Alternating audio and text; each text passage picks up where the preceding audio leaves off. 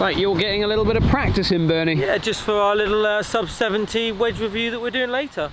Well, everybody, welcome back to the channel. As Lester has said earlier, we are doing a little review today on the sub 70 JB wedges that he has been using in his golf bag for the last couple of months, and I have to say has been doing extremely well with them.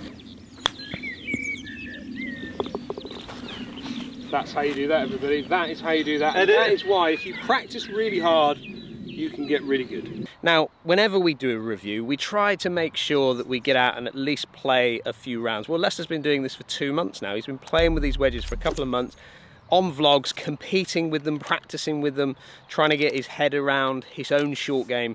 And I've got to say, I'm impressed. He's done very, very well. There we go. Oh, is it? Yeah, I'm in here. I'm in with you, Bernie. Oh, got it right.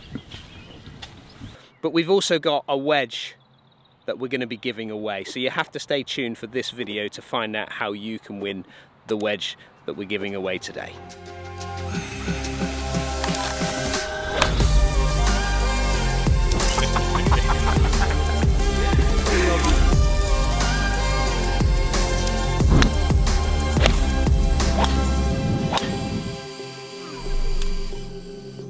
So Bernie, let's go deeper. Let's look at the nitty-gritty of these wedges, shall we? So I want to know a bit more information about the look of them. I want to know a bit more about what grind and bounce options and different lofts. Tell me what we've got. I'll just start firstly with the finishes. They do 3 different finishes. So they do the raw, which is the one that will rust over time. They do the black finish, and they also do a satin finish. So there's 3 different finishes that are very, very different, but should appeal to every level and different golfer's perspective. And what about lofts then? Where do the lofts start and finish? Loft wise, they start at 46 degrees, which is your modern day pitching wedge. Go up in 2 degrees or down in 2 degrees, whichever way you're going, up to 64 degrees. So there's a variety of different loft options. They are forged as well, so you could manipulate them further if you wish to, really fill those gaps. And what about bounce then? I mean, there's loads of wedges out on the market, isn't there, right now, with different types of bounce options and different lofts and things like that. What have we got here? Okay, when you start with the least lofted of the clubs, then there tends to only be 1 bounce setting, 1 option available. As you go through, they tend to add an extra wedge, so there'll be 1. They call it an LB wedge, so lob wedge. Or Lester Barnes wedge. Yeah, possibly. But there's basically two different options of bounces, one with a high level of bounce and one with a low level of bounce, depending on how you deliver the wedge into the ground, ground turf interaction, and also what sort of turf you play off. So you've gone for the black finish? Yeah, it sort of blends in well with my set, because the Tommy Armour, the 3rd irons of sub 70 that I game, it's exactly the same finish. It's the colouring is like perfectly blended. And then what about bounce options and things like that? Because obviously you've come from wedges in the past where we've all been fitted for different options. Yeah. You haven't quite got that in this, have you? So there's a lack of options when it comes to actually the bounce option that you want. Yeah, I mean, some people would see that as a bit of a negative. But for me personally, there's a lot of numbers and a lot of different options that can get a little bit confusing. I'll be honest with you, over the last few years, with my technique and how I've performed with a wedge, that's not my greatest concern at the moment. Not having that option is not an issue for me. And I mean, not being funny, but over the last sort of couple of months that you've been using these wedges, I mean, your chipping has become a lot better. You've given, I don't know what's happened, but a lot more confidence in your delivery. Yeah, 100%. I've gamed the wedges in competitions. I've done practice rounds and I've also vlogged with them. I think it's the size of the head more than anything for me. It's a slightly bigger looking finish. It's slightly bigger than what I was using before, which I think has just given me a little bit more confidence. I've got more playing area and more face to actually find. But they've certainly, in the last several months, improved my short game. I feel they have. Probably the people at home would better tell you if it has or not.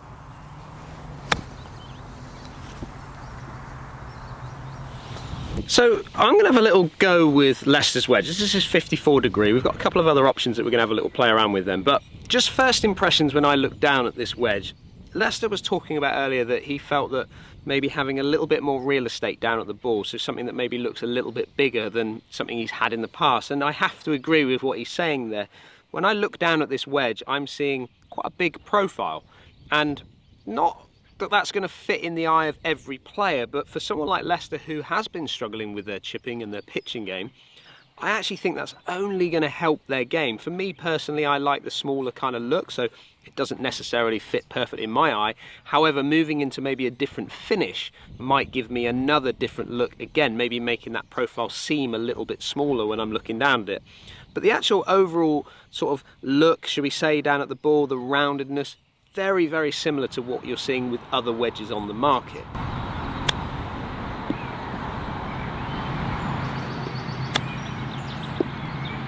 Now, I'm one that does like the option of bounce and grinds, and if you look at the bottom of this one, it's very, very similar to the little bit of what I would call maybe an M grind in Vokey. So we've got a little bit of toe relief, we've got a little bit of heel relief, and we've got a little bit of trail relief there. So you've kind of got that sort of C look at the bottom of it there. That side of it is, I think, a positive, because if you're going to have a particular grind that you're going to put into a wedge, then that type of grind is actually really, really good, because it's quite versatile. Leicester be able to move that club around down at the ball, even just me chipping with it there, I could really get the leading edge right up close to the ball, and that feels quite nice when I'm looking down at a wedge. I want to see that leading edge not sitting up too much. I want to feel like I can present that leading edge right under the golf ball, giving me the confidence that I can just nip it off the surface. So for me, whenever I'm testing out new wedges, whether it comes to the different lofts and different bounces and options that you get, I always try to take it around to any sort of hole or short game area to get as much testing as possible. Bunker play is really important, especially with like a sand wedge, like a 54 degree wedge. So having the feel, you know, how much is that club wanting to dig in? Do I feel like possibly the leading edge is maybe looking maybe a little bit now too clean? Do I feel like I'm going to dig into the sand too much? Well, these are all really, really important factors that you've got to take into consideration whenever purchasing new wedges.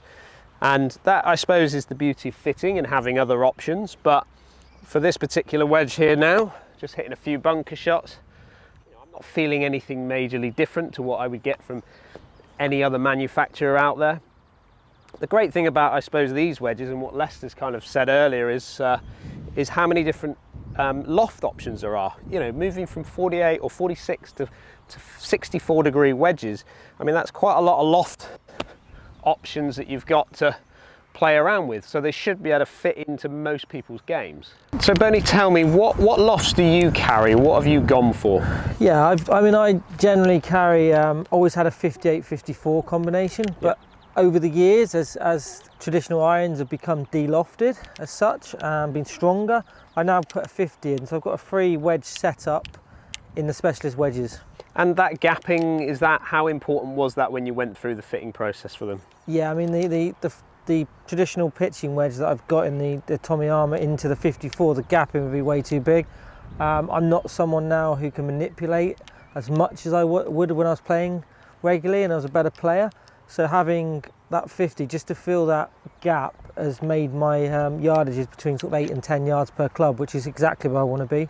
And one of the big things for me is all about feel. Yeah. How do these compare to, let's say, you know, you've used Cleveland's in the past, you've used Vokey's in the past, you've had TaylorMade wedges, we've done lots of other options, we've done ping wedges, I mean, you've used ping wedges, so how do these feel in comparison? Very, very similar. I mean, the last 5 or so years I've probably not found the middle of the club, or, you know, the actual position you're supposed to find it in the middle of the bat. So, but yeah, they feel really good. I get good response out of them when I make a good strike, but as you would any wedge, really. And what about spin? Because that is obviously the biggest factor that a lot of people talk about. It's not something I'm that bothered about. I'm not someone that looks to try and generate loads and loads of spin out of my wedges, even though it's something that a lot of people think is important.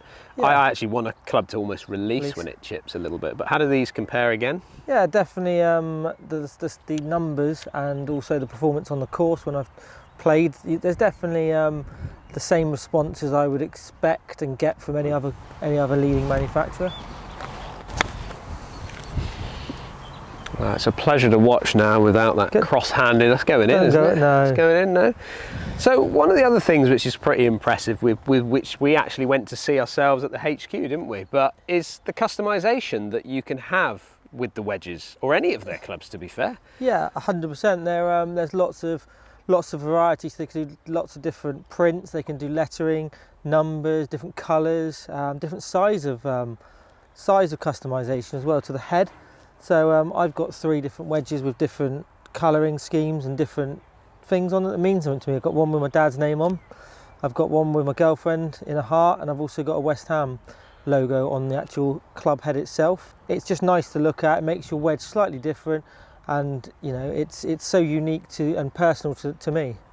And then the last little bit that I've spotted is the hosel as well, the little ferrule there. I mean, with the ferrules, again, you can choose a number of different colours, whether you just go for a traditional black, but you can add colour to it, different shapes, different styles. I mean, mine try and marry in with a colouring scheme on the head into the ferrule, and also then I've got the grips that are actually matching as well. So it's a completely customised wedge for me.